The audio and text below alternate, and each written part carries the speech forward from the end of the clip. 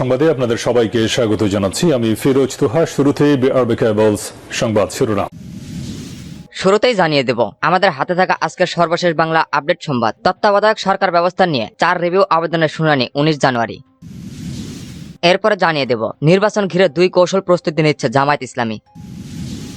এরপরে জানিয়ে দেব বিএনপি ক্ষমতায় গেলে অন্যায় প্রশ্রয় দেবে না, মন্তব্য করেছেন রুহুল কবির রিজভী। সবশেষে জানিয়ে দেব ভেঙে পড়া পুলিশকে ইতিবাচক পরিবর্তন, দূরত্ব কমাতে চাই জনগণের সঙ্গে। এতক্ষণ শুনছিলেন সংবাদ শিরোনাম, এরপর বিস্তারিত।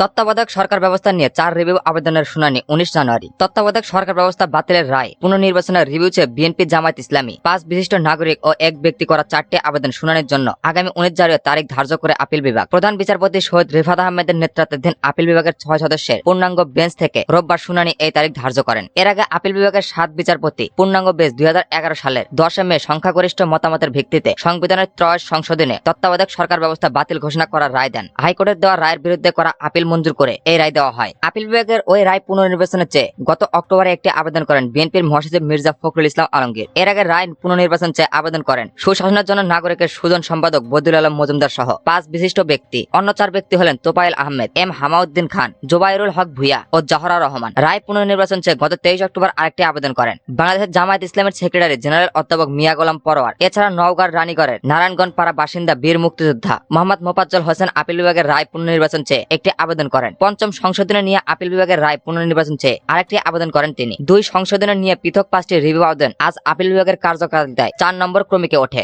আদালতে রাষ্ট্রপক্ষে ছিলেন অ্যাটর্নি জেনারেল মোহাম্মদ আসাদুজ্জামান। আদালতে বিএনপির মহাসচিবের আবেদনের পক্ষে জ্যেষ্ঠ আইনজীবী ফয়জুল আবেদিনী ও জামায়াতের সেক্রেটারি জেনারেল আবেদনের পক্ষে ছিলেন আইনজীবী মোহাম্মদ শিশির মনির। পরে আইনজীবী মোহাম্মদ শিশির মনির প্রথম আলোকে বলেন, আপিল বিভাগ রিভিউ আবেদনগুলো শুনানির জন্য আগামী 19 জানুয়ারি তারিখ নির্ধারণ করা হয়েছে। এর আগে 1996 সালে 3য় সংশোধনের মাধ্যমে সংবিধানের তত্ত্বাবধায়ক সরকার ব্যবস্থা অন্তর্ভুক্ত হয়। এই সংশোধনের বৈধতার সূত্র সুপ্রিম কোর্টের আইনজীবী এম সালাউদ্দিন অন্যরা 1998 সালে হাইকোর্টে রিট করেন। প্রাথমিক শুনানি নিয়ে হাইকোর্ট রুল দেন। হাইকোর্টের বিশেষ বেঞ্চ চূড়ান্ত শুনানি শেষে 2004 সালের 4 আগস্ট রায় দেন। সংবিধানের 3য় সংশোধনে বৈধ ঘোষণা করে দেওয়া রায় বলা হয় 1996 সালের 3য় সংশোধনের সম্মত।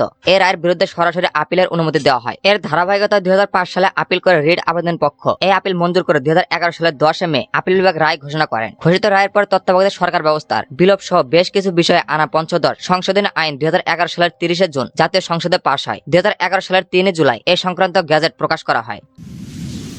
নির্বাচন ঘিরে 2 কৌশলে প্রস্তুতি নিচ্ছে জামায়াত ইসলামী। অন্তর্বর্তী সরকারের পক্ষ থেকে নির্বাচনে কোনো সুস্পষ্ট নির্দেশনা না থাকলেও নির্বাচনী মাঠ গোছাচ্ছে বাংলাদেশ জামায়াত ইসলামী। দল গোছানোর পাশাপাশি নির্বাচন ঘিরে সারা দেশে মাঠে সরব দলটির নেতাকর্মীরা।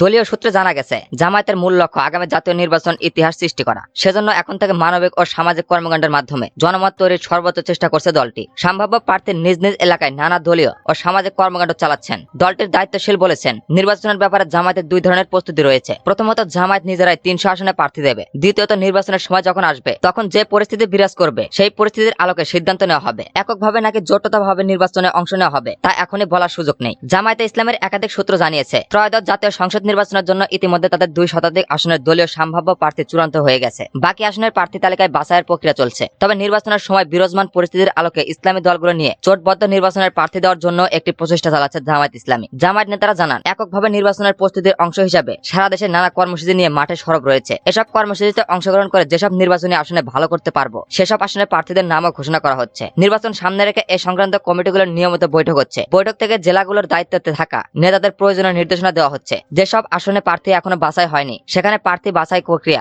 নতুন প্রার্থী যোগ বিয়োগ করছে এই কমিটি। জানতে চাইলে জামায়াত ইসলামের সহকারী সেক্রেটারি জেনারেল হামিদুর রহমান আজাদ বলেন, 2014 ও 2024 সালের নির্বাচন বর্জন করছি। এগুলো ছাড়া সব নির্বাচনে আমরা অংশগ্রহণ করেছি। নির্বাচনী দল হিসেবে আমাদের কার্যক্রম অব্যাহত আছে, প্রস্তুতি রয়েছে। আমাদের বক্তব্য জামায়াত ইসলামের আমির পরিষ্কার করেছেন, ন্যূনতম যে সংস্কার দরকার আমরা চাই এই সংস্কারগুলো দ্রুত করা সরকার যত দ্রুত সম্ভব নির্বাচন দিয়ে দেওয়া উচিত। এদিকে গত বৃহস্পতিবার রাজধানীর ফরেন সার্ভিস একাডেমিতে আয়োজিত এক সংবাদ সম্মেলনে পরিবেশ, বন ও জলবায়ু উপদেষ্টা সৈয়দা রিজন হাসান এবং উপদেষ্টা মাহফুজ আলম জানান, জরুরি সংস্কার শেষে দ্রুততম সময়ের মধ্যে আগামী জাতীয় সংসদ নির্বাচনের দিনক্ষণ ঘোষণা করবে সরকার।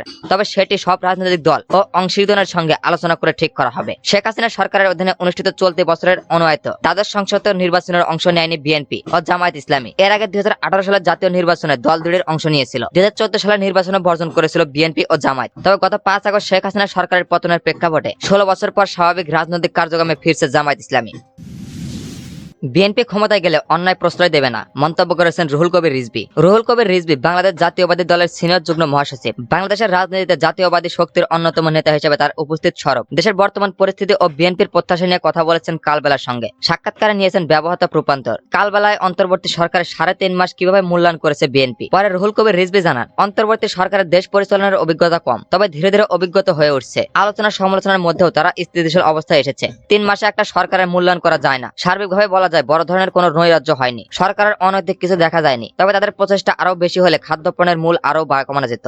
আমরা দেখছি আমদানি রপ্তানির ওপর শুল্ক প্রত্যাহার সহ বিভিন্ন পদক্ষেপ তারা নিয়েছে, কিন্তু সেগুলো তেমন সুফল দেয়নি। 15-16 বছরের ফ্যাসিবাদের জঞ্জাল 3 মাসে ঠিক করা যাবে না, তার রেস্ট থাকবেই। সেক্ষেত্রে আমার মনে হয় আরো কিছুদিন অপেক্ষা করলে জনগণ এর ফল দেখতে পারবে। কালবেলা প্রশ্ন করেন, বিএনপি দ্রুত নির্বাচনের দাবি জানাচ্ছে, সংস্কার ছাড়াই কি নির্বাচন চায় বিএনপি? প্রশ্নের জবাবে রুহুল কবির রিজভী বলেন, আমরা বরাবর বলে আসছি, আমরা সরকারের যৌক্তিক সময় দিতে চাই। সরকার সংস্কারের কথা বলেছে, তবে সরকারের অংশীজন এবং দেশের মানুষ নির্দিষ্ট সময় সংস্কার শেষ করে সরকারের কাছে নির্বাচন চায়। সংস্কার গণতন্ত্রকে আরো শক্তিশালী করবে, কিন্তু গণতন্ত্রের বড় একটি সরকারের কাছে নির্বাচন চায়। উপাদান নির্বাচন নিয়ে কোনো কথা না বলে বরং সেটাকে ধামাচাপা দেওয়ার চেষ্টা করা হলো, তখন সন্দেহ তৈরি হয় সরকারের উদ্যোগের প্রতি। সেক্ষেত্রে নির্বাচনী প্রক্রিয়া ও জরুরি সংস্কার একসঙ্গে চলতে পারে। সংস্কারের জন্য আমরা 31 দফা দিয়েছি। বিএনপিও সংস্কার চায়, তবে সেটা যেন ধৈর্যগতিতে না হয়। কালবেলা আবার রুহুল কবির রিজভীকে প্রশ্ন করেন, সরকারের সঙ্গে কি বিএনপির দূরত্ব বাড়ছে? বিভিন্ন সময় দেখছি বিএনপি সরকারের কঠোর সমালোচনা করছে। প্রশ্নের উত্তরে রুহুল কবির রিজভী বলেন, অন্তর্বর্তী সরকারের সঙ্গে বিএনপির কোনো দূরত্ব বাড়ছে না। আমরা 15-16 বছর লড়াই করে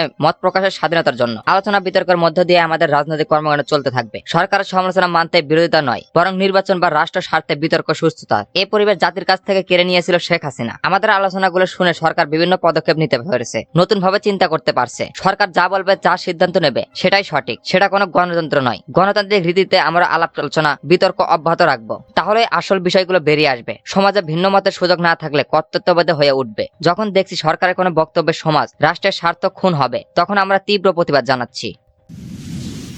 ভেঙে পড়া পুলিশে ইতিবাচক পরিবর্তন, দূরত্ব কমাতে চায় জনগণের সঙ্গে। গত 8ই আগস্ট অন্তর্বর্তী সরকার দায়িত্ব নেওয়ার পর স্বল্প সময়ে পুলিশ বাহিনীতে ইতিবাচক পরিবর্তন এসেছে। বিপ্লববর্তকালে ভেঙে পড়া পুলিশকে চেইন অফ কমান্ডো ফিরিয়ে আনা হয়েছে বলে দাবি করেছেন পুলিশ হেডকোয়ার্টার। পুলিশ মনে করছে সময়তে দাবিতে মেট্রোপলিটন জেলা সহ অন্য নীতি নির্ধারকের পর্যায়ে পদক্ষেপগুলো যৌক্তিক কারণে ব্যাপক বরাবর হয়েছে। এর মাধ্যমে নতুন নেতৃত্ব পুলিশের ভেঙে পড়া মনোবল চাঙ্গা করে কাজে ফেরাতে হয়েছে। সূত্র জানায়, দফায় দফায় পদোন্নতির মাধ্যমে বাহিনীর যোগ্য অফিসারদের মূল্যায়ন করা হচ্ছে। অধস্তন্ত্রের সার্বিক কল্যাণ এবং কর্মপদ্ধতি নিশ্চিতে প্রয়োজনীয় ব্যবস্থা নেওয়া হয়েছে। একই সঙ্গে প্রশিক্ষণ কার্যক্রমে জোর দেওয়া হয়েছে। এভাবে পরিস্থিতির দৃশ্যমান উন্নতি ঘটছে। জনসাধারণের মধ্যে স্বস্তি ফিরেছে। হারানো অস্ত্র এবং গুলির বড় অংশ এরই মধ্যে উদ্ধার করা হয়েছে। শুক্রবার পুলিশের একাধিক ঊর্ধ্বতন কর্মকর্তারা জানান, জুলাই আগস্টে বিধ্বস্ত ইউনিটগুলোর প্রয়োজনীয় সংস্কার করে পুনরায় কর্মযোগী করা হয়েছে। একই সঙ্গে জনগণের প্রয়োজনীয় সেবা দিতে পূর্ণদমে প্রতিটি ইউনিট কাজ করছে। একই সঙ্গে আন্দোলনে পুলিশ সদস্যদের পরিবারকে আর্থিকভাবে সহযোগিতা করা হয়েছে। আহত পুলিশ সদস্যদের চিকিৎসা সেবা নিশ্চিত করা হয়েছে। অপরাধ ও সমাজ বিশ্লেষক বলেছেন, নতুন সরকার গঠনের পর সব থেকে বেশি চাঞ্চল্যকর বিষয় ছিল আইন শৃঙ্খলা পরিস্থিতির উন্নয়ন। কারণ পুলিশের 460টি স্থাপনা ক্ষতিগ্রস্ত হয়, ভাঙচুর করে থানা জ্বালিয়ে দেওয়া, অস্ত্র ও মামলা সহ লুট সহ পুলিশ সদস্যরা হত্যাকাণ্ডের শিকার হন। প্রাণ ভয়ে পুলিশের অনেক সদস্য আত্মগোপনে চলে যান। ফলে সরকারের দায়িত্ব নেওয়ার সমকালে দেশের থানাগুলো অনেকটাই অকৃত